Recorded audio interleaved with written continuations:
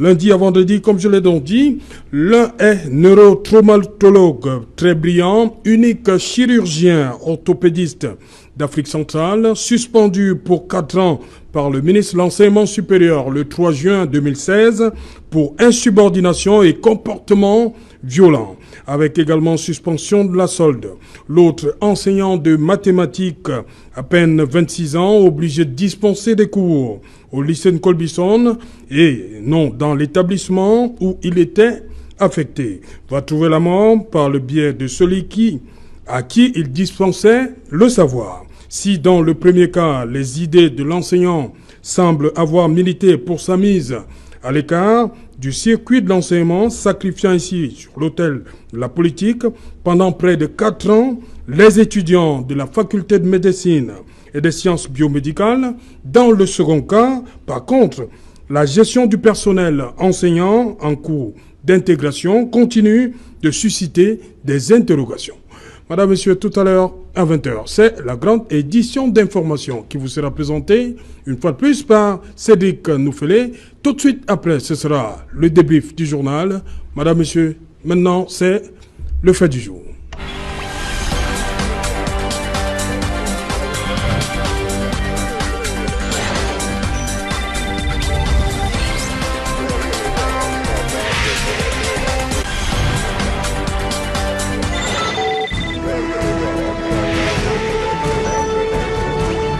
Élitement des valeurs morales, où va le Cameroun? Pour en parler, je suis avec Aaron Begeni. Bonsoir. Bonsoir Serge Alain Autou, bonsoir à vos auditeurs. Voilà, bienvenue une fois de plus sur le plateau, ça faisait un bon bout. En retour sur le plateau. Avec tout honneur. Voilà. Jonathan Batengene, bonsoir. Bonsoir Serge Alain, bonsoir à tous ceux qui nous regardent, surtout à la cité Sikam, où il y a beaucoup de personnes là-bas qui sont scotchées à cette heure. Regardez Equinox Soir. Voilà, bienvenue Jonathan Batengene. Ce soir, vous êtes sur ce plateau en tant que sociologue. Et avant vous, c'était Aaron Begeni avec ancien cheminot, c'est bien cela? Bien évidemment, et consultant en gestion. Il est là, Maurice Diongo. Bonsoir. Bonsoir Serge. Enchanté d'être encore là. Voilà. Enseignant, mais expert en approche par les compétences. Approche par les compétences. Rapidement, en quelques secondes, c'est le paradigme de l'éducation qui met beaucoup d'accent sur les savoir-être. Et dans ces savoir-être, on retrouve les valeurs, les attitudes, les habiletés, dont l'émission doit pouvoir sanctuer qu'est-ce que l'approche par la compétence fournit dans ce secteur. Ok. Un grand coucou à la famille Zenkop qui m'a accueilli pour mon livre. Merci pour vous. Maître Augustin Gueffard, bonsoir. Serge Alain, bonsoir. Bonsoir à tous les téléspectateurs. Bonsoir à la très grande famille du CREF. Bonsoir à tous mes amis. Voilà, Maître Gueffard. Serge Alain. Lorsqu'un enseignant de haut volte comme le professeur Baïbek est suspendu pendant 4 ans pour insubordination et comportement violent. Insubordination et comportement violent. On fait du mal à qui ici? Serge Alain, j'ai dit un enseignant de haut vol, comme le professeur Jean Baïbek. Oui, ces qualificatifs, ces fautes m'auraient donné notre analyse si nous avions connu les conclusions qui ont abouti à sa réintégration. Oui. Mais si je m'en tiens à sa dernière sortie suivant laquelle il a dû saisir le tribunal du village, c'est-à-dire les Mbok-Mbok, parce que toutes les juridictions étatiques ne parvenaient pas à trancher ce cas. Si c'est le Mbok-Mbok qui a pu trancher ce cas et qu'en sourdine, il a été réhabilité, c'est-à-dire sans faute, il y a vraiment délitement moral. Délitement du moment où, si on s'en tient à l'analyse politique, les politiciens diront nul n'est indispensable. C'est-à-dire que pour la raison politique, on pourra assassiner tout un pan de la population, c'est-à-dire tous ces étudiants, de génération en génération, parce que 4 ans, ça fait 4 générations de formés, 4 générations de perdus, et vous voyez ce que cela peut causer dans une nation, surtout que si on s'en tient au rapport que vous venez de donner, s'il est le numéro 1 en Afrique centrale en sa matière, combien de fois nous avons enterré le Cameroun de 4 générations pour cette rubrique? Les autres pays ne vont pas rester les bras croisés, ils vont se se battent pour nous ravir la vedette. Et croyez-moi, je suis sûr qu'il y a des jeunes ailleurs qui ont déjà pu le faire. Mais, comme on le sait, c'est pour ceux qui croient, qui ont espoir. Je sais qu'il est revenu, il ne fait plus cas de cette douleur, il travaille comme d'habitude, Depuis et octobre il est acharné. 2019. Oui, ce que nous pouvons lui souhaiter, c'est d'oublier le passé et de s'occuper des innocents, c'est tout. S'occuper des innocents. Mais bien sûr, s'il pense à lui, il ne fera rien. Il sera un aigri, il n'ira pas aux amphis, ou bien s'il y va, il sera démotivé. Mais c'est pourquoi j'ai dit qu'il oublie le passé et qu'il s'occupe des innocents, ceux qui ne sont pas à l'origine de ces déboires. Aaron Begeni, est-ce que ici, le politique a pris le dessus sur ce qui devrait en fait être mis en avant, c'est-à-dire le savoir? Ces 4 générations qui ont, comme disait Maître Ngefak, qu'on a sacrifié, qui auraient dû recevoir les enseignements du professeur Jean Baïbek. On a mis le politique en avant? Il me semble que on a mis ses intérêts avant. Il y a derrière cette attitude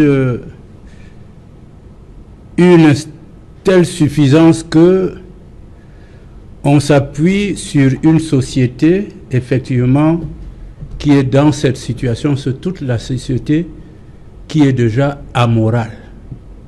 Il y a des faits immoraux, mais quand la société tombe là-dedans, je m'en vais nous demander où est passé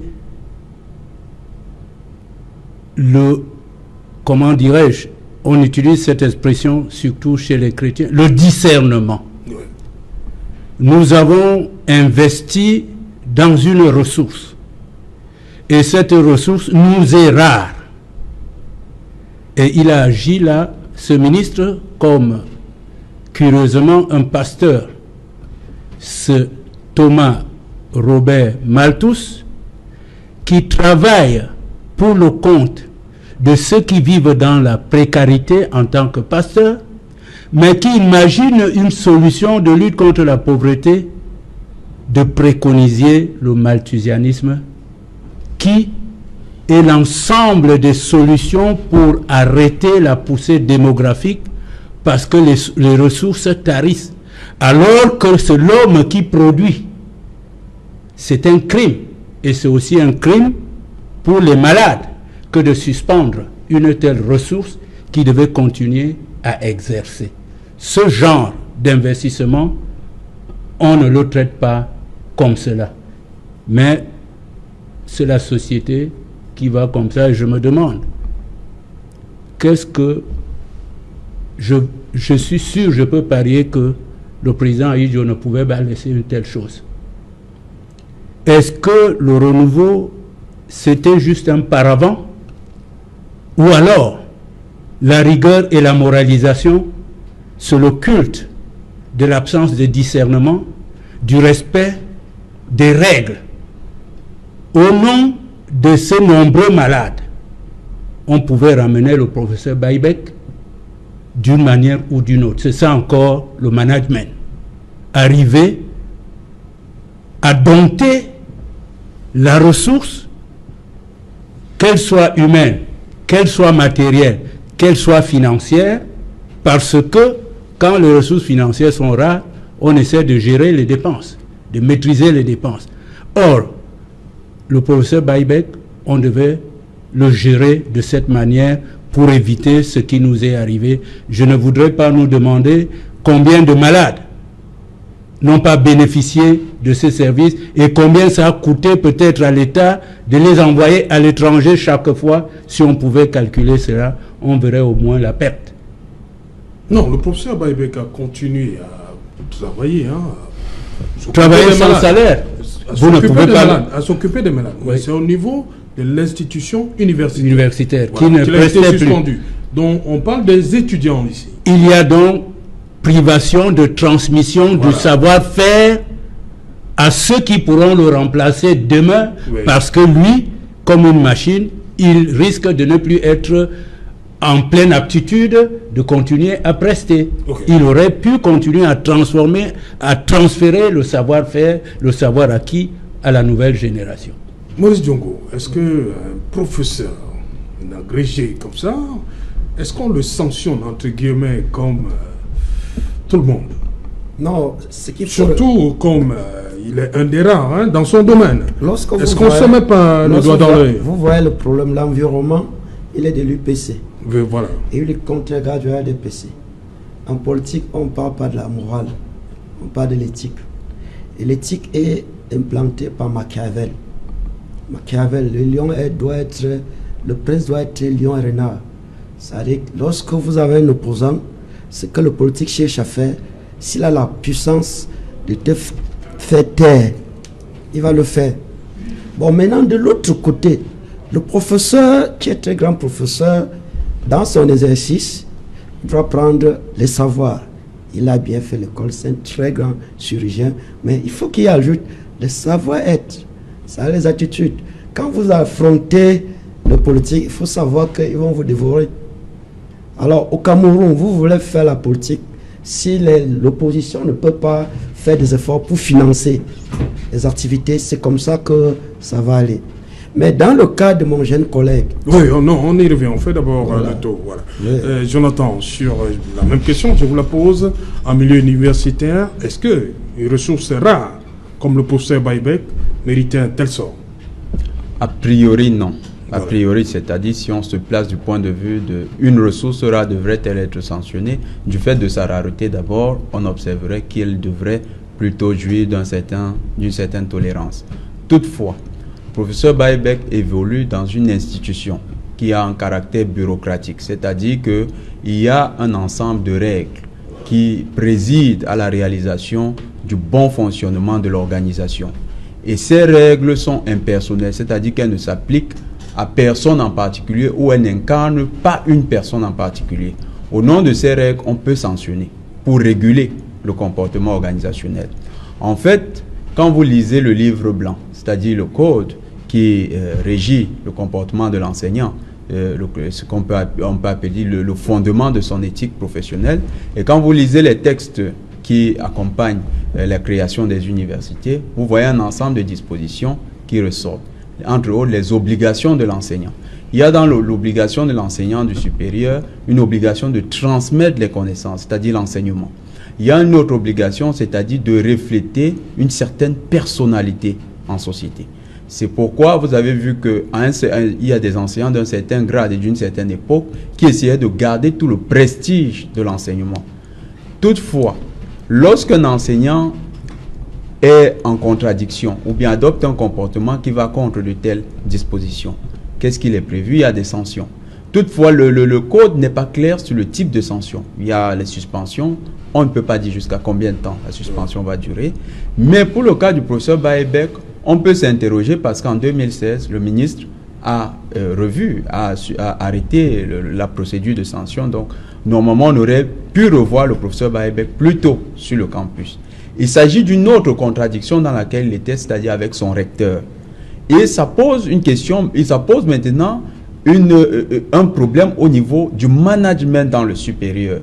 Est-ce que lorsque le ministre, qui est l'instance supérieure dans l'enseignement supérieur, prend une décision, il laisse au recteur le timing de décider quand est-ce qu'il applique les sanctions de son supérieur? Si nous sommes effectivement dans un management de type bureaucratique, la règle impersonnelle voudrait que la décision qui vient de la hiérarchie redescende et soit exécutée vers le collaborateur. Dans le cas d'espèce, ça n'a pas été le cas et c'est ça qui amène à toutes les interrogations que nous avons.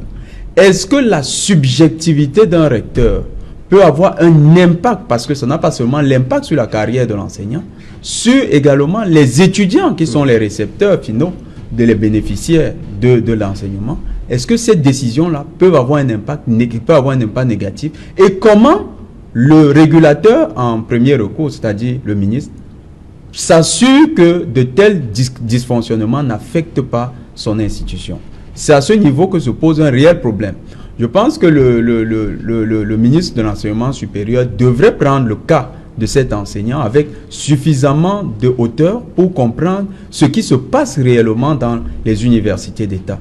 Comment est-ce que ces décisions sont parfois interprétées par ses collaborateurs qui sont les recteurs? Comment est-ce que ces décisions peuvent être transformées? Parce que en ce moment, on a l'impression que les recteurs deviennent comme des acteurs, c'est-à-dire des individus qui eux-mêmes forgent un nouveau système de lois, qui sont des lois tacites, pas des lois formelles, qui sont des lois tacites dans la manière d'appliquer ce que le ministre leur a donné. Et c'est un élément qu'on peut observer parfois dans certains cas, que le ministre lui-même, peut-être, il est en train de laisser et qui risque, au fur et à mesure, de participer du délitement moral dans les universités. Ok. Ouais, vous l'ajoutez, maître? Oui.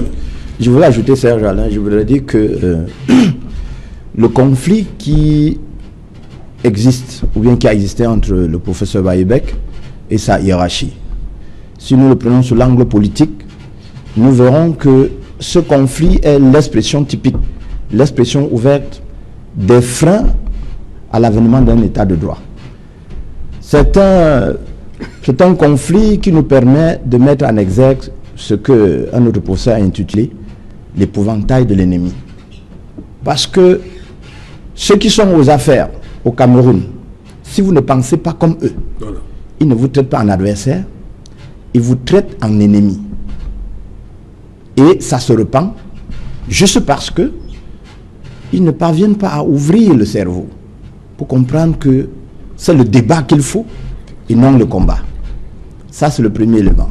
Le second élément qu'on oppose au professeur Bayebek, c'est le traumatisme des consciences. Parce que là, à travers le meilleur d'entre eux, en tout cas l'unique, lorsqu'il est touché, plus personne ne peut oser. Les consciences sont donc fragilisées.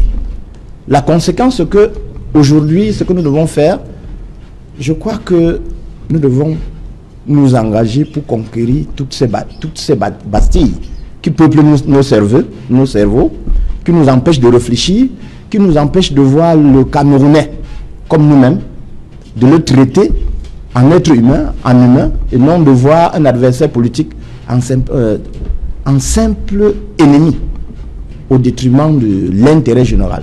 C'est ce que je voudrais ajouter. Ok, Begeni avec comment on arrive à imposer une sanction comme celle-là, 4 années sans salaire? Je voudrais tout d'abord dire qu'il n'existe aucun domaine qui soit en marge, domaine d'activité en marge de la morale. Oui. Même en politique, il y a la morale. Et je voudrais compléter ce que vient de dire Maître Ngefak, c'est pas surtout lui-là, c'est vrai, mais l'éthique est la science de la morale. L'éthique étudie la morale et aligne les principes. Quand on viole telle disposition, telle règle, voilà ce que ça peut créer à la société. Donc, on ne peut pas passer de la morale. Et un manager doit pouvoir gérer, administrer avec les outils de gestion, comme il a dit, il fait dans l'approche par compétence. Le ministre pouvait arbitrer ce conflit qui est né à l'université. Il sait qu'il me manque de la ressource. J'ai besoin de lui. Il les amène en dehors de l'université et il arrange le problème entre le recteur et ce sont des hommes. Je voudrais ajouter à ce qu'il a dit, quelqu'un a dit que la vertu ou les vertus des hommes se perdent dans leurs intérêts. Lorsqu'il s'agit de l'intérêt général, le ministre ne voit que celui qui doit avoir raison, même s'il a tort. Au lieu de dire que, en fait, le ministre est au service du peuple. Lui également, même s'il est mon adversaire politique, les compétences qu'il a, c'est pour les mettre au service du peuple. Je ne dois pas priver le peuple des prestations d'une ressource rare. Donc, je crois que c'est parce qu'on veut gérer pour soi et non pour le peuple. On confond l'intérêt général à l'intérêt personnel. On veut montrer que on a le pouvoir, on a l'autorité, alors que on exerce l'autorité et le pouvoir du peuple pendant le temps qu'on est là. Ok. Voilà, Oui, rapidement, puis on revient donc à votre... Je voulais dire que quand nous parlons de valeurs, la morale est théorique, l'éthique un peu plus pratique. Mais en politique, quand vous voulez faire l'éthique, tous les hommes politiques utilisent le prince de Machiavel. Et quand vous amenez l'éthique, il y a une compatibilité.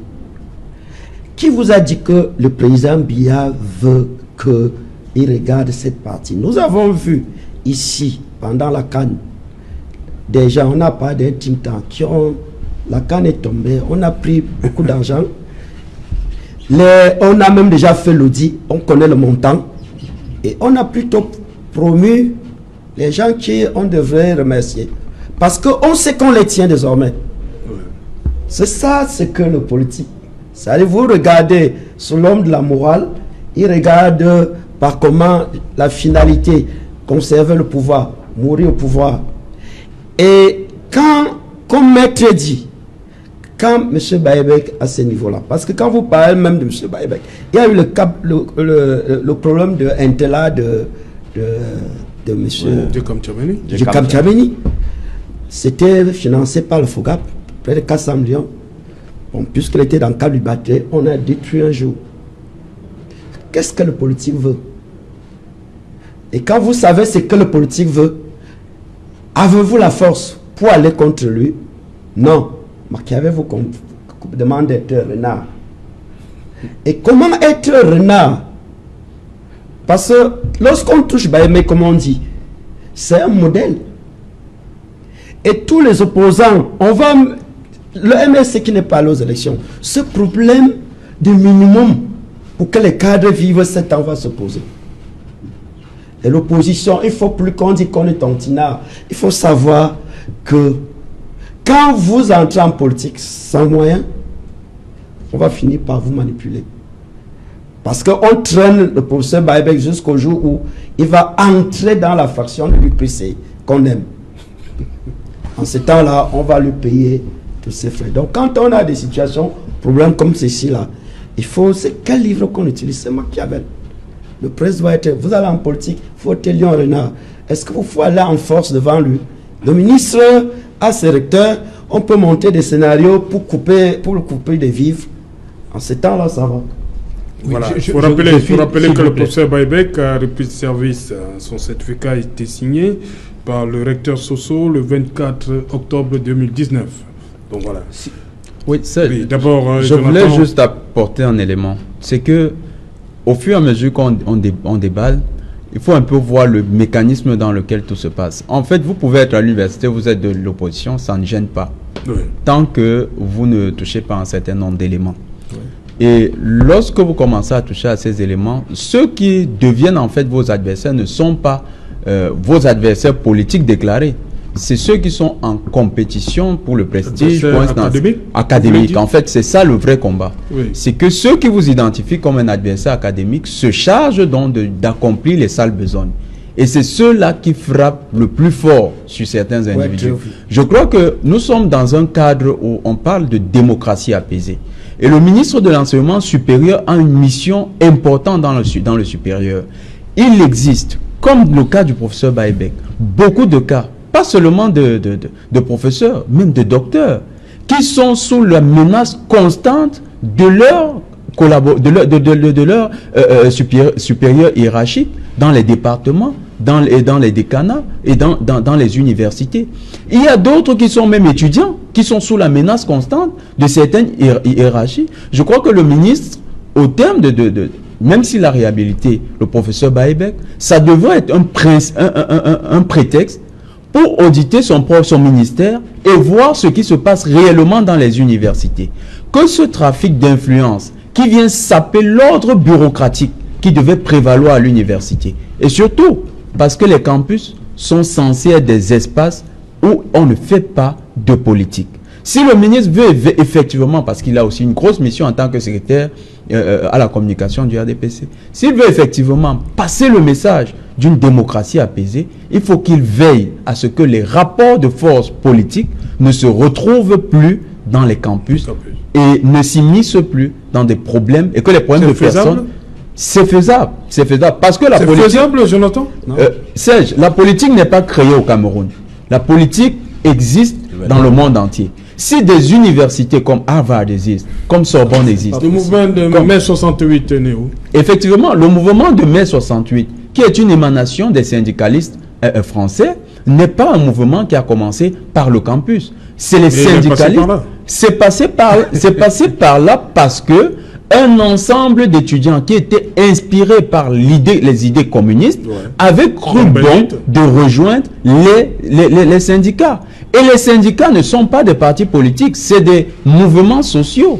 Les partis politiques n'ont pas de place au combat dans les universités. Le ministre devrait s'assurer de cela et veiller à ce que ses collaborateurs ne mélangent plus leurs problèmes individuels avec la gestion de l'université. Lorsque vous voyez des recteurs dans les meetings RDPC, qu'est-ce que vous... Le recteur a une vie politique. Il a une vie politique. Et vous empêchez à l'enseignant d'avoir... Par contre, s'il a sa vie politique, qu'il l'amène comme étant la liberté comme sa liberté d'expression, qu'il ne l'amène pas comme un privilège qu'il utilise sur le plan de l'université.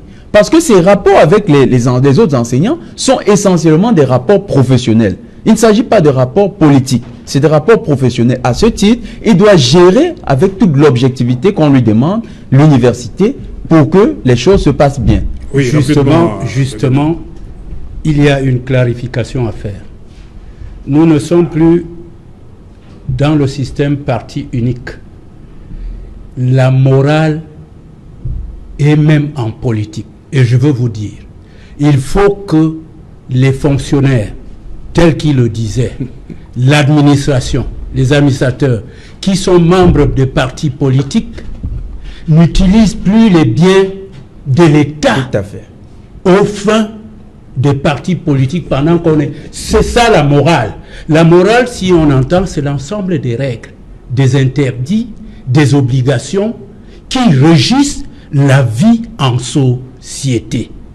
Et en tant que tel, il ne faut plus mettre au service de quelque parti que ce soit les biens matériels de l'État qui est impersonnel, les ressources humaines de l'État et les finances de l'État pendant la campagne électorale. J'ai vu une note qui circulait qui disait par grade de directeurs généraux donne 3 millions, 6 millions, etc. Ils prennent cet argent où? Ok. Oui. D'abord, Maître Lefa, oui. Puis ce sera vous... Serge Alain, pour permettre à tous nos téléspectateurs d'être fixés, j'ai l'habitude de suivre les communicants du RDPC évoquer une notion, la République des valeurs. La République des valeurs. Je me pose donc la question première. Quelle République? Quand j'écoute M. Aaron Begeni, ces développements me donnent l'impression que nous sommes dans une aristocratie où c'est la morale, c'est l'éthique qui conduisent les affaires. Figurez-vous que nous ne sommes même pas proches. Nous sommes très très éloignés de l'aristocratie. Nous prenons le cas dans discussion pour démontrer que c'est l'épouvantail de l'ennemi. On ne débat pas. Celui qui pense comme vous est l'ennemi, il n'est pas l'adversaire. Il ne complète pas. Ce qui veut dire que nous ne sommes même pas dans la démocratie. Là, c'est l'expression typique. Donc l'état de droit est loin de nous. Nous sommes un peu proches, pour ne pas dire nous sommes à l'intérieur de l'oligarchie. Où le maître mot, éloignez-vous de la vertu, allez vous empiffrer des biens, quand vous serez tous pleins, et c'est le principe pour le libéralisme communautaire primaire, et nous y sommes de plein pied. En réalité, quelle est la guerre? Celui qui combat le professeur Baïbek, il voit en lui un potentiel successeur. Et qu'est-ce qu'il craint? Le beefsteak, pour être simple. Donc, la question de morale, la question de délitement, c'est les vertus qui ont disparu dans la cité. Et les bastilles qui sont pleines dans nos cerveaux, c'est les bastilles rempli de matière, de matériel, au détriment des vertus. Ce débat que nous menons, c'est pour réinstaller, pour nous approprier, pour ouvrir les portes, chasser le faux matériel et y installer les vraies valeurs. C'est de cela qu'il est question. Je crois que c'est l'objectif visé par cette émission. Rapidement. Je voulais revenir que en APC, nous avons des situations de problème. Parce que quand une situation est là, vous ne pouvez pas dire que non, on ne veut pas la situation. Le gouvernement Biya ne s'appuie pas sur le RDPC pour gouverner, mais sur la fonction publique. Même au temps de Madame Foné, le vrai président de la section RDPC de Vaurissin, c'est le sous-préfet. Il a la voiture, il a toute la logistique pour travailler 7 ans. Quand on vous dit qu'ils sont en campagne tous les jours, parce qu'ils se font les sommiers, le sous-préfet est chargé, il touche son salaire. Donc quand une situation, problème est ici, nous ne cherchons pas la morale, non l'éthique, les attitudes. Comment vous allez vous comporter face à ça? Nous les dénonçons. Nous dénoncer n'est pas un verbe d'action. Nous disons au peuple, on vous trompe. On écrit les objectifs, pas des verbes d'action. Et j'ai dit sur ma page Facebook, si la MSC, qui veut être la force de l'opposition première au Cameroun, qui essaie d'implémenter dans tous les arrondissements l'équivalent des sous-préfets, vous avez au moins 5 personnes que vous financez pendant les 5 ans pour vous implanter. Ça dit qu'il faut faire des comités de base parallèles. Et en sous-préfet, vous mettez un autre sous-préfet. Vous mettez votre sous-préfet. Non, c'est pas ça le débat, je vous en prie. C'est pas ça le débat. Oui, je voulais dire ceci. Si nous parlons de la morale dans tous les domaines, et nous avons dit la morale en tant que règle, chaque activité a un fonctionnement. Les autres vont appeler les procédures. Mais nous disons que la politique, qu'on utilise Machiavel, la politique ne dit pas d'utiliser les biens de la République, la res communis, ce qui appartient à la communauté, pour des intérêts individuels. Il faut que nous le révélions au peuple. De deux, révéler au peuple que si l'Assemblée nationale travaillait selon sa réglementation, on n'aurait pas dit, ou notre président n'aurait pas dit, la CAN aura lieu le jour dit, et la CAN n'a pas lieu, sans qu'il y ait une commission parlementaire officiellement pour travailler. Donc même l'Assemblée nationale n'a pas pu respecter, appliquer les règles de l'Assemblée nationale. L'Assemblée nationale, si elle ne l'a pas fait, elle aurait censuré le gouvernement sous lequel cela est arrivé. Il n'y a pas eu de censure du gouvernement. Et que l'Assemblée ne le fasse pas, elle est amorale, dans ce sens qu'elle ignore les règles de fonctionnement. L'Assemblée vote les lois, contrôle l'application des lois, contrôle même l'action judiciaire. Mais ce n'est pas fait.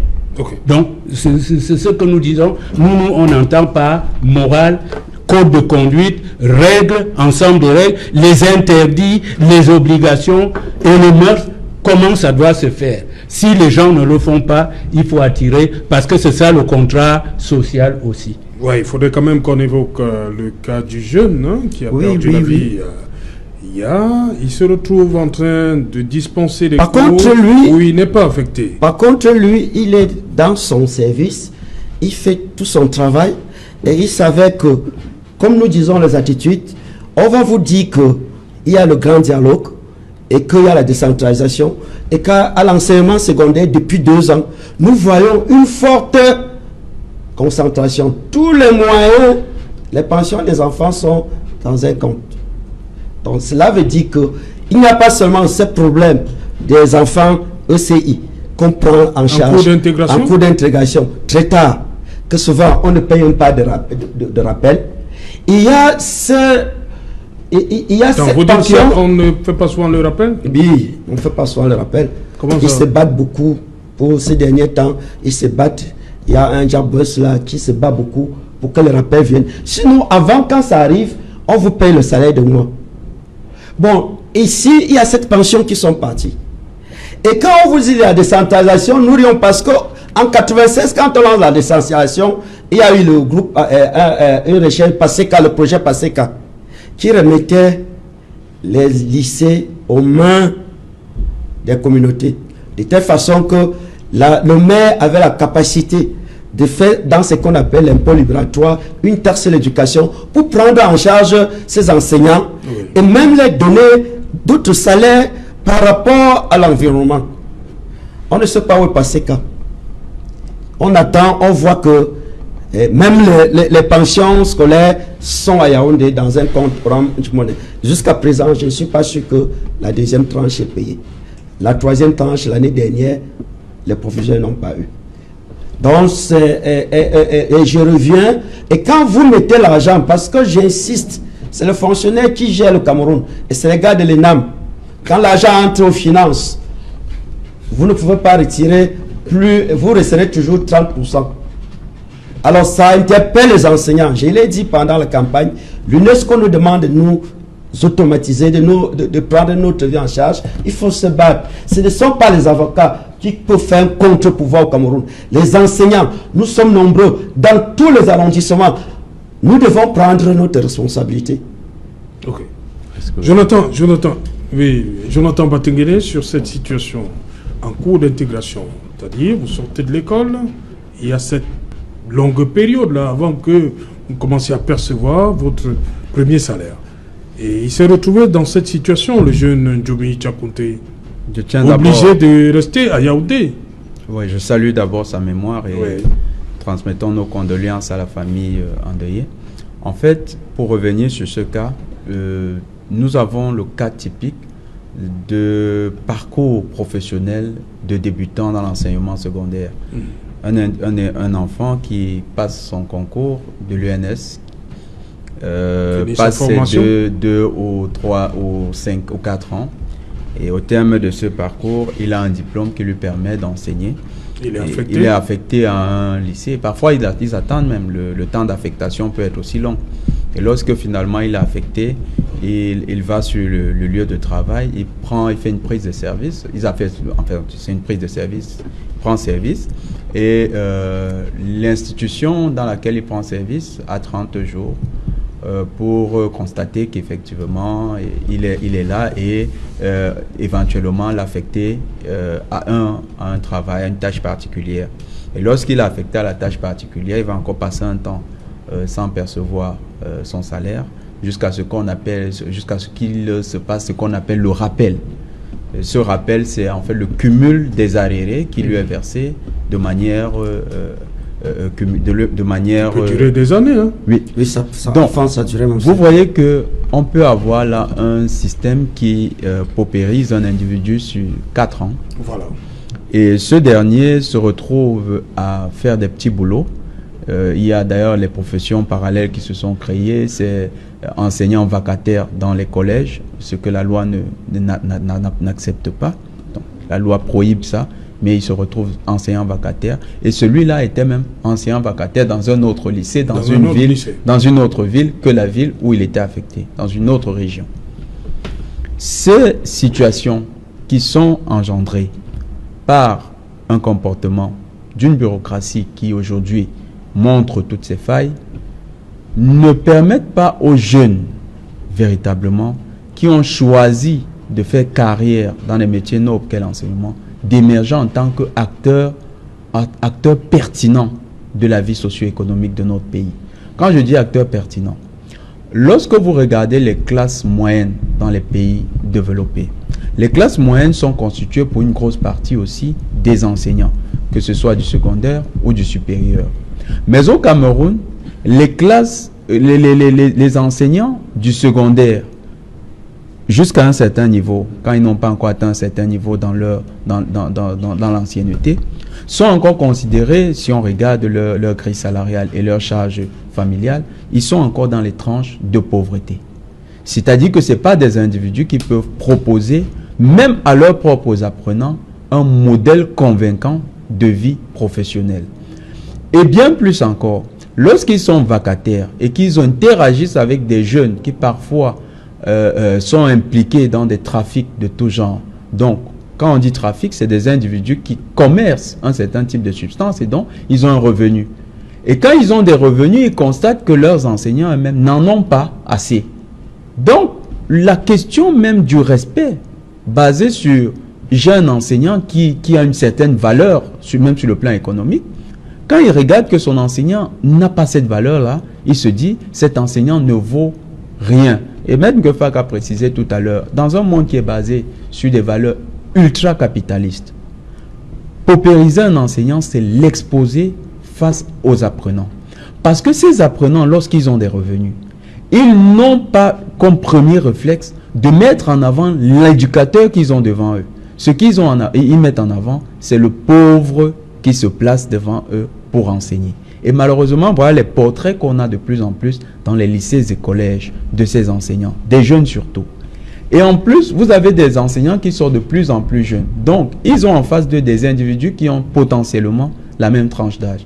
On aurait pu, dans un système où on a pensé à la distinction sociale, de créer un système qui permette à ceux-là de vraiment se démarquer de ceux qui sont carrément dans leur tranche d'âge.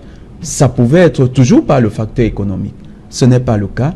Et ça crée une confusion en classe qui sape l'autorité de l'enseignant et qui crée ce genre de drame auquel on assiste. On devrait véritablement finalement se pencher là-dessus. Le ministre des enseignements secondaires devrait regarder ce cas et se dire, je peux adopter une nouvelle politique pour ces enseignants en cours d'intégration. Bien sûr, Serge Alain, je voulais juste préciser.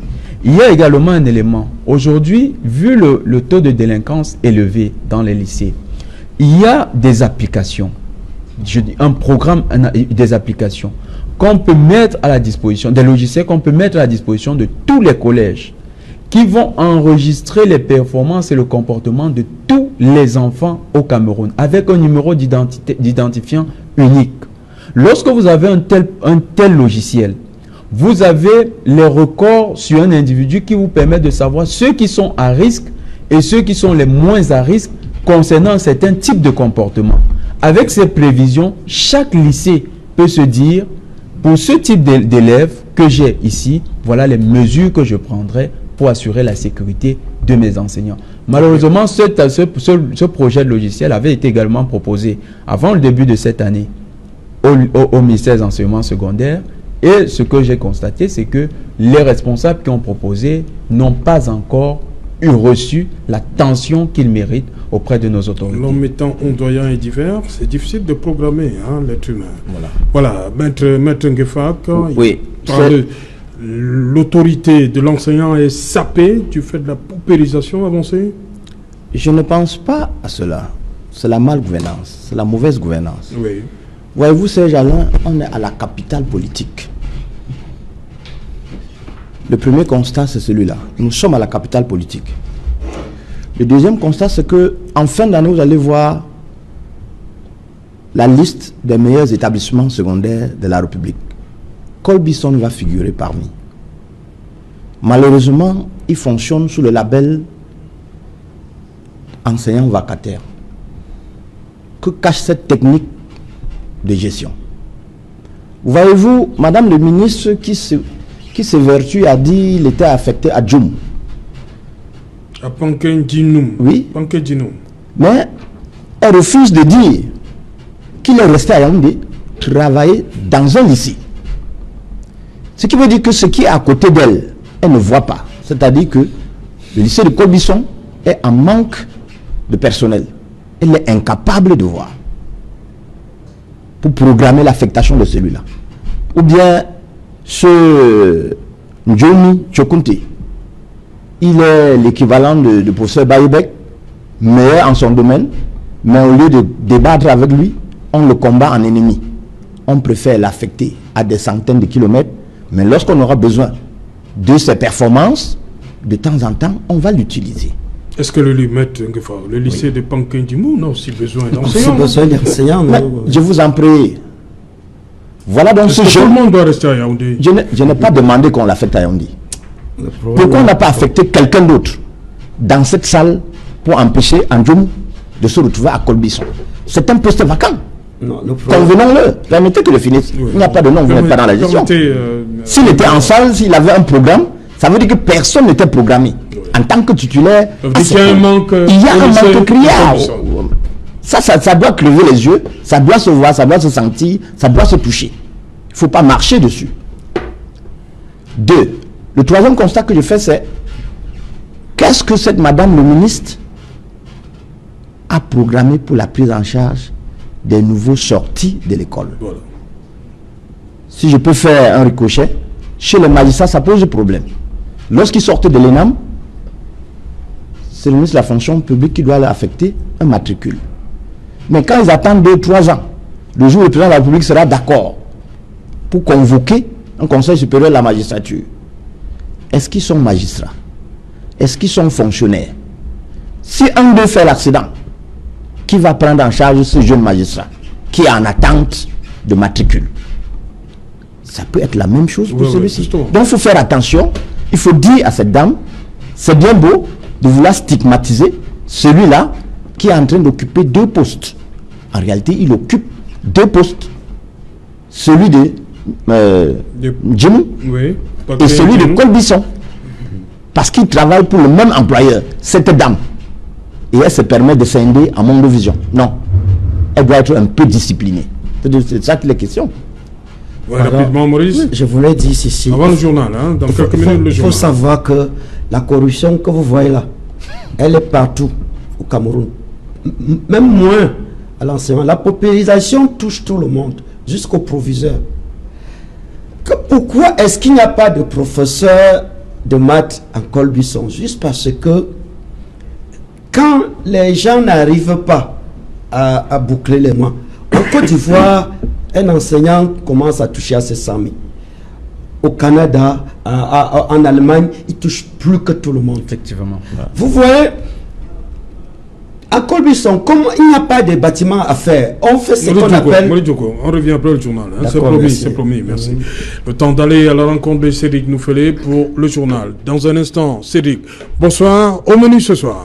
Bonsoir Serge Alain, bonsoir à vos invités. Ce soir, nous parlerons de cette plainte qui a été introduite par l'Ordre des avocats au barreau du Cameroun, plainte contre X et saisine de la justice pour demander une autopsie sur la dépouille de Maître Sylvain Swop, décédé dans des conditions non élucidées. Et que va faire la justice? Comment l'enquête doit-elle se dérouler? Vous suivrez ce soir les précisions d'un professeur chirurgien orthopédiste, le professeur Jean Baïbec, qui donne les clés à la famille, à l'ordre des avocats et l'opinion publique pour comprendre qu'est-ce qui s'est passé durant cette opération sur le bras fracturé de Maître Sylvain Swop, opération qui n'a pas eu lieu à la suite d'une réaction qu'il a eue lors de l'administration de l'anesthésie il y a quelques jours du côté de Yaoundé. Nous parlerons également ce soir de cette situation dans les départements du Nyong-Ekele après ce drame survenu lors de l'effondrement d'un pont délabré et le renversement d'un camion transportant des marchandises. Près de 7 personnes ont été tuées durant ce week-end. Les populations en colère déplorent le danger permanent qui les guette du fait de ces infrastructures obsolètes dans le département du Nyong-Ekele et l'abandon des pouvoirs publics. Nous parlerons également ce soir de l'indice de développement humain au Cameroun. Vous allez le constater, la pauvreté reste criarde dans les zones rurales. Certes, l'espérance de vie a augmenté jusqu'à 58 ans, mais les indicateurs de santé restent fragiles. Nous en parlerons ce soir. C'est Jala. Voilà, madame, monsieur, fin de cette première partie Equinox Soir. On se retrouve donc après le journal pour Equinox Soir, deuxième partie. Ce sera...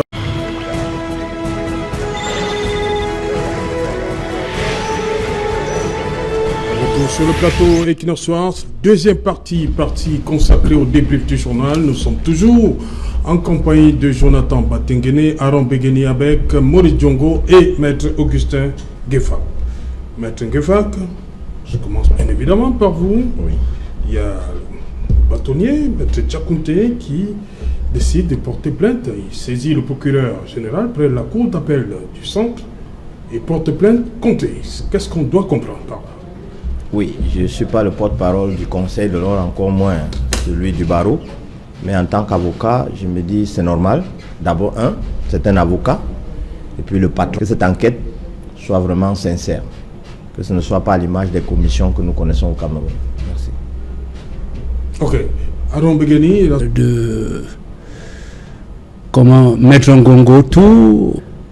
L'habitude étant une seconde nature, il peut arriver que cette enquête accouche également d'une souris. Mais vous avez sorti le mot, vous avez dit assassinat. Est-ce que c'est un assassinat? Disons, à première vue, selon qu'on nous dit, tantôt il a rendu l'âme avant l'anesthésie, mais il s'avère que il avait déjà reçu l'anesthésie, et puis on ne voit pas la relation entre la blessure du bras et le cœur. Bref, l'enquête nous révélera la vérité.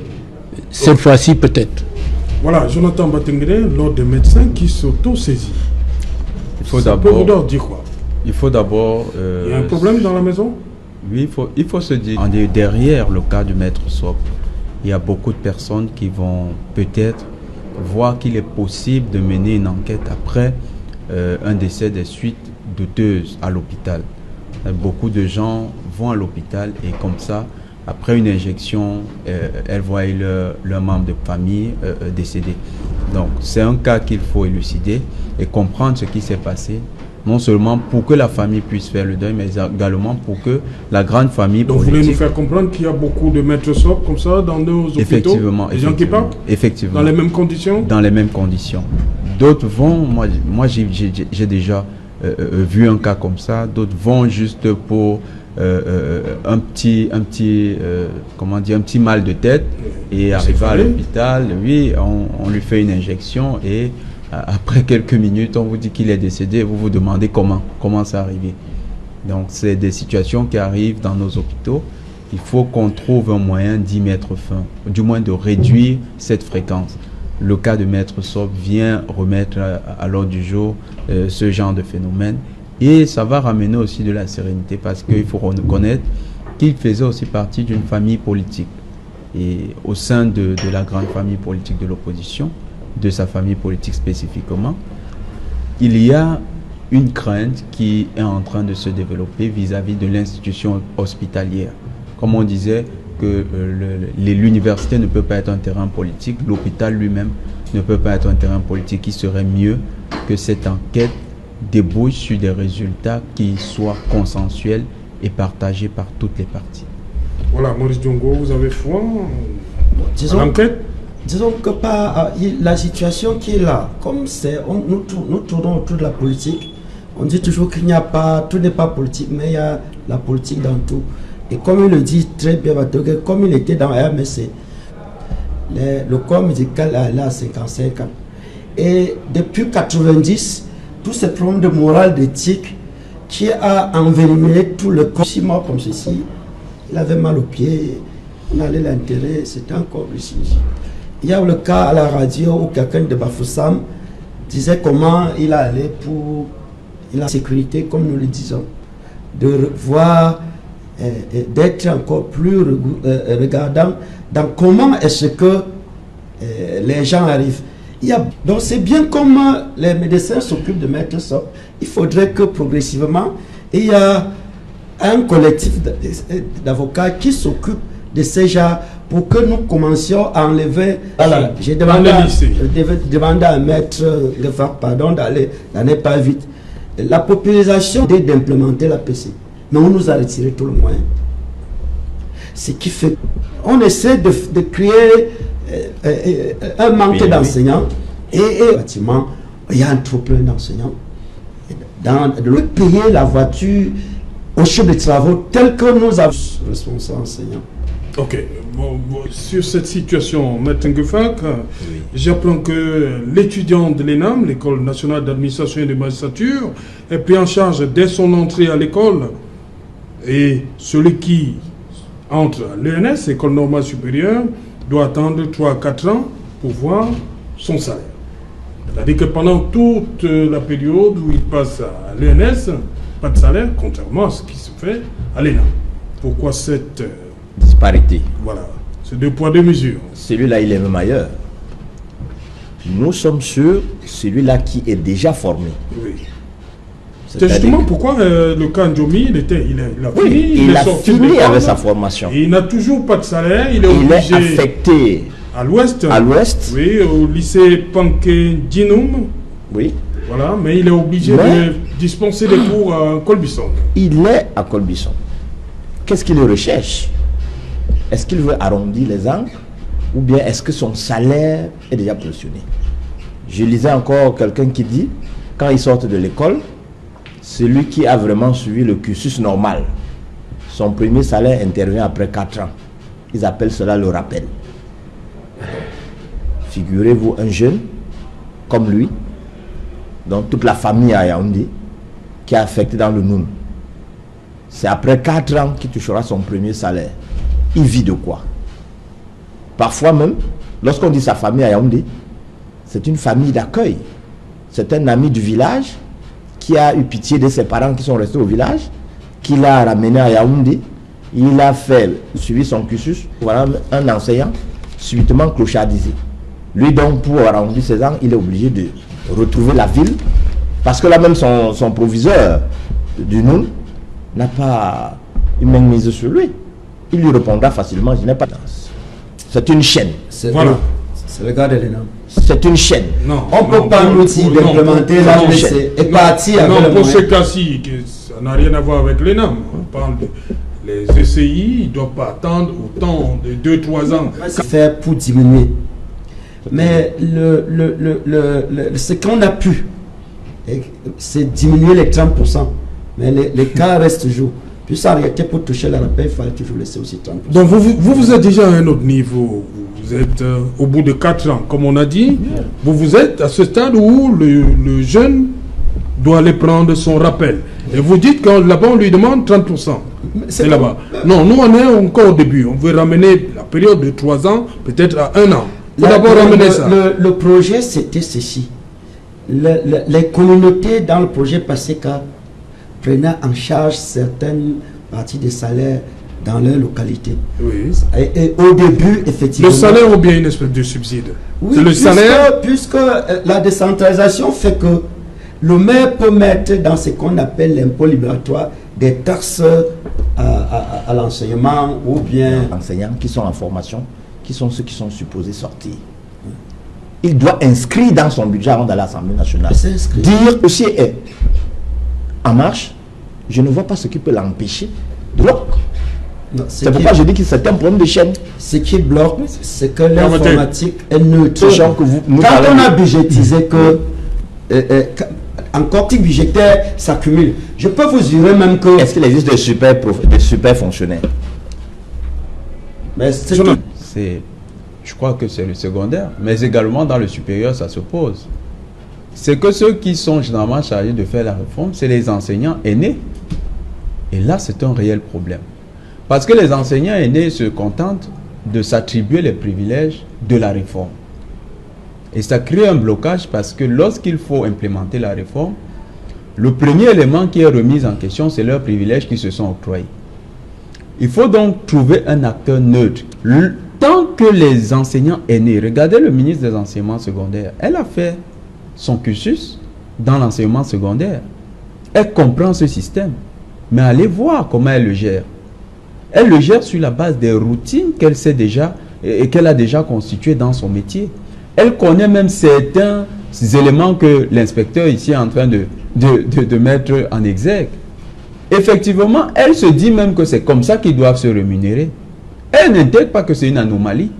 Elle se dit oui, ça peut être une anomalie, mais ça permet au système de perdurer, donc je le laisse. Donc il faut qu'un acteur extérieur, et ça je ne pense pas que c'est du ressort seulement du ministre, ça devrait venir plus haut.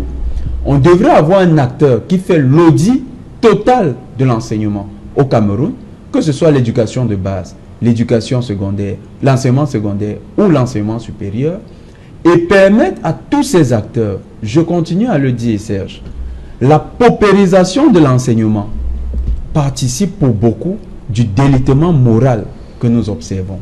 Chaque fois que nous aurons des enseignants qui ne représentent aucune valeur devant les apprenants, effectivement, ces apprenants seront toujours tentés de défier l'autorité qui s'érige devant eux. Et puisque c'est la première autorité sociale, après leurs parents, qu'ils rencontrent, ils seront plus tard engagés à toujours défier les autorités qu'ils vont rencontrer. Et c'est pourquoi les résultats que nous observons avec cette société de délitement qui s'est constituée, c'est une société où des individus sont toujours, comme elle disait, dans la recherche permanente de leur intérêt individuel. Parce que pour eux, aucune autorité n'a véritablement sa place. Tout le monde pense que si je respecte le président de la République, en fait, moi je parle là pour ceux qui entrent dans l'enseignement, dans les métiers de l'enseignement, chaque fois que je respecte le président de la République et que j'ai une connexion qui est à la présidence, je peux me permettre toutes sortes de comportements. Mon responsable hiérarchique, je peux même le balayer du revers de la main s'il me donne un ordre. Voilà comment se comportent même certains de ces enseignants. Parce qu'effectivement, dans la régulation du corps, il n'y a pas eu un acteur extérieur qui est venu fixer des règles qui ne dépendent pas des routines d'un individu. C'est un problème fondamental. Il faut arrêter de paupériser les enseignants. Il faut leur donner de meilleures conditions pour qu'ils enseignent. Et je vais terminer par un élément, Serge. Il y a les vacataires, que ce soit dans le secondaire, que ce soit dans le supérieur, que ce soit dans l'éducation de base. Ces vacataires sont pour beaucoup la cheville ouvrière de ce ministère. Parce que regardez ceux qui sont recrutés. Monsieur Djongo connaît, le pourcentage de ceux qui sont effectivement personnels de l'État est assez faible. Quand vous faites le ratio, c'est ceux-là qui font le travail. Mais comment ils sont considérés? Comment est-ce qu'ils sont valorisés au poste? Vous verrez effectivement que chaque fois que ces vacataires sont également considérés comme des, je pourrais dire, des faire-valoir, parce que c'est, à la limite, c'est comme si on leur faisait une faveur. Chaque fois qu'on va les considérer comme ça, il y aura toujours des situations à l'école qui ne relèvent. Vous qui avez une expérience certaine, lorsque vous assistez, vous avez appris ce qui s'est passé en Colbison, comment vous réagissez? Un élève à votre époque, c'était imaginable? Moi je n'ai fréquenté que chez les missionnaires. C'est l'élément. On parle de délitement moral, les conditions de travail de tous les fonctionnaires et même de rémunération. Rémunération qui a subi des coupes. Et je dirais même sur le plan du secteur pensionnaire. C'était général. On n'augmentait pas les salaires. Rien que le moral de la société provient aussi de ça. Qu'ils ont des contraintes. Il faut que le gouvernement résolve ça pour les fonctionnaires et les contracteurs. D'administration générale. Non, il ne maîtrise pas l'étudiant qui est dans une école de formation. On peut déjà commencer à préparer son dossier d'intégration avec la signature du directeur de cette école. Ça passe par la direction des ressources humaines et par filière, je veux dire, les enseignants ici, ceux qui vont sortir de l'âme là, il y a des services qui sont rattachés au directeur des ressources humaines.